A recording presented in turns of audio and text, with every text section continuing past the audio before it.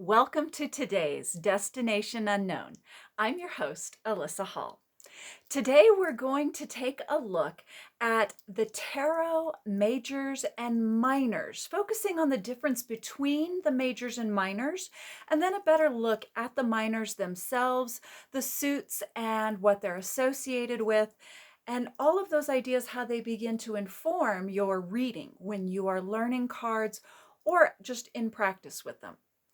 So to begin with, the majors and the minors are different in a couple ways, but I think the most specific way that I think about them and that I communicate with my sitter when I'm reading for somebody is I explain that majors are more like your soul events in your life that are talking about the path of your soul within this lifetime. They carry a lot of weight. These are larger moments that we're very deeply invested in emotionally, and we feel that. But the minors are more like the minor blips in life. So it may be something that's really only going to be part of your life for a short time, being maybe only 3 to 6 months of your focus, even if it's intense focus at that time, or the event, the conflict, the project, all of these kind of things might be happening in the here and now and taking up a lot of our attention. But when it comes to the scheme of our life and our soul's development, our path of spiritual development, this is probably not an event that goes that deep. So that's the first thing to understand. So when you're looking at the minors, we are looking at 56 of the 78 cards. The reason for that is they're broken into 4 suits, which have 14 cards. And this is the traditional tarot model. Most often what we study here is based on the Rider-Waite-Smith deck, and we will be looking at a version of that today. But it's important to also understand when you're looking at the minors, how they've evolved over tarot history. So to begin with, we have the 4 tarot suits, and then they're broken into pip cards and court cards. So let's break all of those down. We have 56 cards broken into 4 suits of 14 cards each. This means that we have the Wands suit, we have the Swords, we have Cups, and we have Pentacles. So each one of those suits are going to be associated with certain qualities or talking about certain aspects. And 3 of them are more internal or mental aspects, and the last one is external. So when we're talking about wands, that's associated with the element of fire, most traditionally. Sometimes you'll see wands and swords get switched, but we'll leave that aside. But most traditionally, wands are associated with fire, and they're also known for being associated with our creativity. So it's a mental internal reality that the card is discussing when the wands come up, but it's not specifically any aspect internally. It's your creative side. It's how that aspect of you is getting expressed. Swords represent air, and that would be your intellectual side. So air qualities, the same as we talk about all of these elemental qualities in the suits, you've already heard me talk about in palmistry when we look at the 5 essential hand shapes and how they correspond to the 5 elements. The same thing happens here. So the second one being we have the fire with wands, the air with swords. The third one is cups, and that's associated with water. Water is associated with emotions and our emotional reality. So that's our third internally based card. So we have a creative suit, an analytical suit, and a romantic or love connection. Any way that love expresses itself, most often in a romantic form, but not exclusively. The fourth suit is Pentacles, and Pentacles is the only suit that looks outward. So instead of talking about your inward reality like the other 3, Pentacles are associated with earth, and therefore they're talking about earthly items, earthly matters. That could be your job, your real estate, career moving geographical issues that come up, especially in relation to a job. That's a double pentacle, so to speak. So that would be the way that pentacles express themselves and how they express themselves through the elements. You'll notice I did say 5 elements because the 5th element is considered to be the otherworldly element, and that's ether. Ether is what is associated with the majors. So the same way that I just said the majors are about things that are talking about your soul path, your karmic path, that's another way to express that idea. The ether element and that of the Akashic records, karma, all of those concepts begin to come together when looking at the majors. So back to the minors, we talked about how they've changed over the years also. So I'd like to show you a few examples. I only have a few in my collection because my confession as a tarot reader is that I don't really favor decks that have unillustrated minors. So what does the word unillustrated mean when applied to the minors? I have a couple different cards here, for the example, from 3 different decks. And all 3 of these are showing examples of what we would call unillustrated pip cards. Pip cards is another word you will hear me use quite often. That's more often applied to playing cards as well, but you will hear tarot users discuss the minors as pip cards. The pips are technically 1 through 10 and not the court cards. So if we're looking at these various styles, here you see that's the 9 of Cups in the Crowley Thoth deck. The middle one is called the Black Tarot by the artist Luis Royo. And here we have the 10 of Cups. And then over here to the far side, this is a 10 of Wands that is belonging to another deck. So what these have in common and what they share with some of the older decks, such as the Tarot de Marseille, is that they have these illustrations in the sense that, yes, there's a picture on the card, but it doesn't show you much. It literally shows you the wands and how many there are, the cups and how many there are. Here's an example of swords, and even another example of cups. The cups in the, or excuse me, all of the minors, I should say, in the Crowley Thoth deck, if you recognize the backs, these are done by the artist Lady Frida Harris. And so she did her work after the work had been published by the Rider-Waite Smith deck. So Pamela's work had already been established, and we're going to look at that next. So in some ways, I do believe Lady Frida Harris would have had reference to previous decks, such as an illustrated deck. But I haven't studied a lot of Crowley or Thoth. And so for some reason, he chose to go with the older style when showing pictures of his, here's another one. So again, we have just the arrangement of the swords, 7 of Swords here that we see. So the illustration itself is called unillustrated. And if you do a Google search, you'll find some of like the Tarot de Marseille, even earlier ones will show you the unillustrated pip versions. And those really resemble more of what we might think of with playing cards. Those don't have pictures. We simply have the pips and the court or face cards. So let's get into talking about face cards next in these older style decks before we talk about the Rider-Waite Smith. And I've got a few here on top that I'm going to try to shuffle through and find to show. This coming from the Black Tarot is the Knave of Chalices. This gets me onto another really good point, which is that you will see different decks that have different names. So for the suits that I've just given you. So I said the word cups, but you'll hear chalices, cauldrons is another one you'll hear for that. Similarly, you have for wands, they were originally in the Naibi game, they were created as polo sticks. But when they came over to the Italian world, their culture, they didn't have a reference for that game. And so they started calling them wands, or batons is another, or rods is another word you'll hear quite often for that suit. That's how you know what they're talking about there.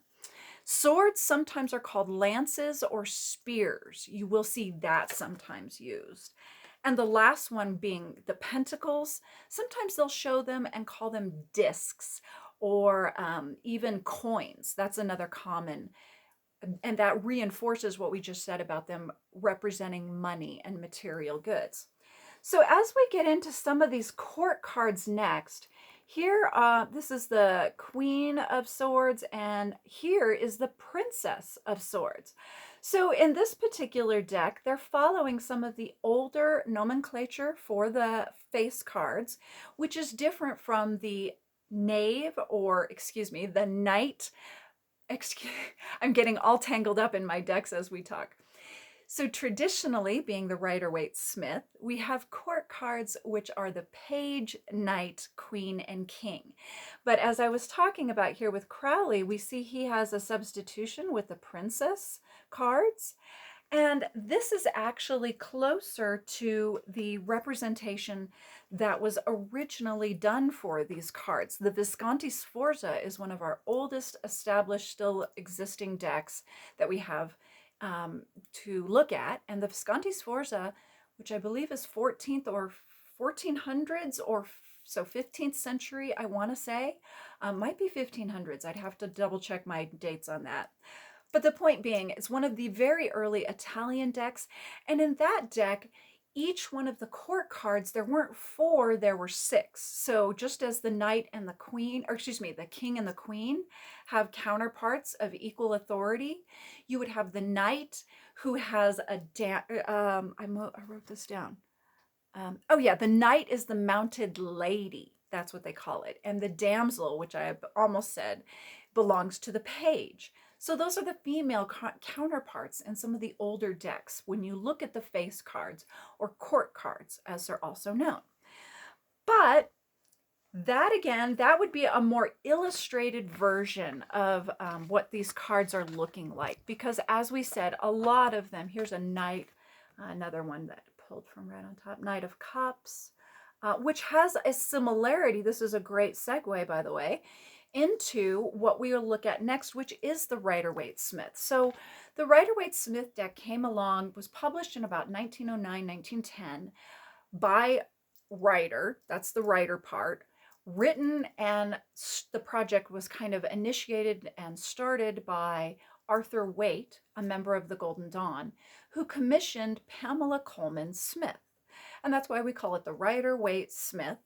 And so when you hear me talking about Pamela's works in the illustrations, that's because she was the sole illustrator for the deck that many of us think of when we think of a tarot deck. We think of these, at least I do, the classic illustrations.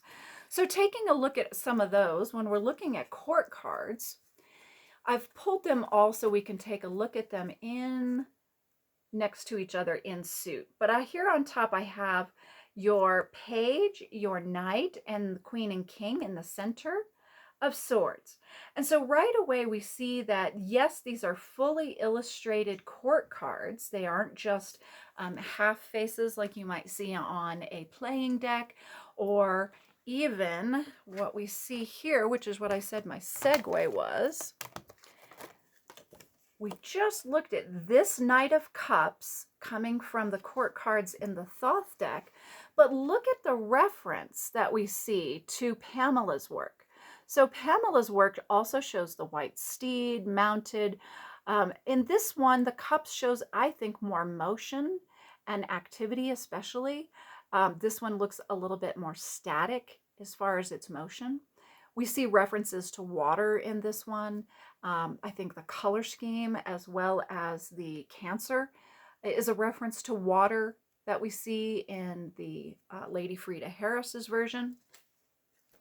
So we do see some, even between decks, you will begin to see the same images begin to have some continuity, either because they're historically based or because they're become more established. So let's keep looking at, let's pull all of the cups since we just looked at swords. And the last thing I'll show you is I'll circle back to the illustrated pip cards that are in the Rider-Waite-Smith. But while we're on the subject of the courts, and now we're in the Rider-Waite-Smith world, interesting to me how often Pamela uses the same background in the court cards, as if they are all kind of in the same atmosphere or same environment. We see just a little bit more blue in the cups that we see on the queen. And so that in and of itself is interesting. I'll show you how the same concept applies to the wands. So here's Pamela's work on the wands. And you can see once again, we have a very similar grayish and on the queen, ever so slightly more bluish background. I'm sure those were not accidental. Those are choices that I'm certain Pamela would have made while she was creating these works in order to give them that continuity. And the last one to show you, which really shows that background. Check this out. Just when you thought, oh, she uses white or blue on all of them, right, Alyssa? No, she actually doesn't. So here we have the courts that belong to the pentacles. They all have yellow orangish backgrounds with a little bit deeper orange going again to the queen again. And I'm trying to get true colors on these. I see how it's kind of changing in the light. I think that's pretty true. And so what we see here, the background of the card, for myself, when I see yellow backgrounds in a card, that's always a sign of optimism. So there's something surrounding the situation, or the atmosphere is positive, so to speak. So that's another good look at how the illustrated court cards came to be over with Pamela's version. And like we said, the last thing I have here to show you are just a few examples of Pamela's fully illustrated pips. So we saw at the very tip top how they were just kind of bowls or cups sitting around, or swords pointed in different directions. But with Pamela's works, she chose to take a little bit of inspiration at times with some of her illustrations that are in the minors. But for the most part, as you see, they are fully illustrated. They have characters, they have settings, they have stories. They might be more fantasy, or they might be more reality based. What we're looking at, they might be more metaphorical. But that is an example of a huge evolution in tarot, because until the Rider-Waite-Smith deck, we really didn't have these fully illustrated pip cards that came along. And I feel like they very much help inform your reading. So it again gives you more symbols, another set of not just dry meanings that you're going to want to try to memorize and spit back. And for me, I don't find as much storytelling in the unillustrated pip cards, the ones that have, like we said, just the pictures of the suit, the representation itself. So that's another reason why I prefer illustrated. It gives me a little bit more to work with intuitively when I'm digging in the middle of a reading. And that is what I have prepared to show you today. So let me take a look. With my notes, the only thing that I wanted to talk about that I didn't yet was the court cards. When you're looking at the courts, I'll grab the pentacles again. You're looking at a progression of what I think is the mastery of the self, or mastery applied to that field. So specifically, the mastery begins at the page level. So the page is the lowest of the 4 court cards. The page often represents an actual youth, and they kind of look a little bit more teenage or youthful in their appearance. And it also can represent beginner's mind. So if you are brand new at a job, no matter what your age, you would be a page in that position. Specifically, a page of pentacles might apply very appropriately, being a job. The next jump up, evolution up, is the knight. So the knights are all men, or any personage, any gender can express itself through this, but they're pictured as men of action. And so it goes back to the old-fashioned idea of knights being on a quest. All of the knights in tarot are on their quest, and they are all shown in different phases of that quest. And in that, I kind of link it more to, while this guy kind of looks like a teenager, I think of this as being more of a child, and can sometimes represent, that's one more important thing with court cards, they can literally represent people in the reading, other people involved outwardly, or these aspects applied inwardly to yourself or your sitter. Okay, So if you are associating yourself with the Knights, then you are feeling the call to action, duty. It is something you feel duty bound, and you're discovering, you're questing in that process. The Queen comes next, and she's the first of the two figures of authority.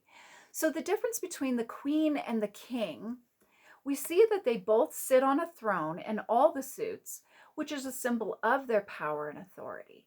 But what's very different between the two is the fact that the queens are always dynamic authority and the kings represent static authority. And what I mean by that is with the queen, things are still changing. She's still thinking, changing, growing. It's a dynamic environment. It's not a closed environment. The closed aspect or finished aspect of the king, that shows the completion point. You've reached the end of this journey or mastered whatever the particular issue is at hand. It references that mastery, that authority, but also when we get to the end of learning about a subject, we kind of often as people have a tendency to think we're very closed to new information about it. We already know it all, so to speak. And so that's kind of the energy also with the king. He's kind of closed off to new ways and new thinking because he's finished, he's done. But that isn't the case with queens. And I can show you, most interestingly, when we take a look at the progression, let me put it, well, it's all kinds of, but we start with the page and then the knight and the wands, and then we see the king and the queen, and they're sitting on their thrones. Notice that there is a motif that is not repeated with the queen, and that is the salamander. So when you take a look at the salamander, the black salamander figures against the yellow, again, yellow and red, very fiery oriented colors for this card as it's associated with fire. And so is the salamander. The salamander is thought to be a creature of fire in alchemical times. And so here we see the salamanders and they're running around. The salamander does not show up at all in the queen's motif. Instead, we see her classic sunflowers. But check out, we see not only the reference of the king being shown here with the lion, but check out that closed salamander. The salamander now has its tail in its mouth, and that's yet another way of expressing that the king has come to a point of a closed-mindedness. He is closed off to new things, which doesn't happen early in that journey. Thank you for joining me today at a great look at just our tarot basics when it comes to the suits and the courts. I hope this helps you a lot, and thanks for staying with me. Keep listening.